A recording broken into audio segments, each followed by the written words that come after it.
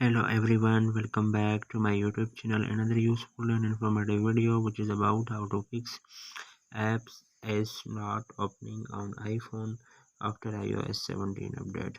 So how to fix this issue? First of all, I will request to my all friends, please subscribe and share my YouTube channel. Press the bell icon for more latest videos, so do not waste any time. First of all, fix this issue.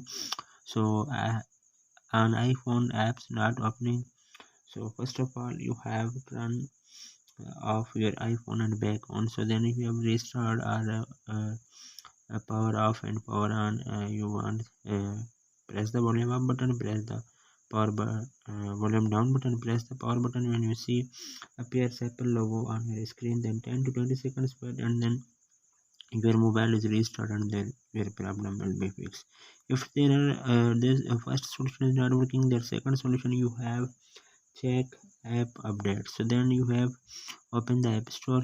So you have click on app store id icon. So then you have click on update all, and your problem will be fixed. If their second solution is not working, their third solution, you have then you have used some apps, then you have quit force uh, from you have remove the background, and then you have restart the app, and then your problem will be fixed. If there are third solution is not working, their fourth solution, you have free up memory space. So then you have open the setting, click on general, click on iPhone storage. So then your iPhone storage is fully then you have delete some apps or photos or videos. So then you have then iPhone storage free up must be. Then other solution, you have check the iOS software update. So then you have again open the setting, click on general, click on software update. iOS latest version on your iPhone update available, so then you must be update.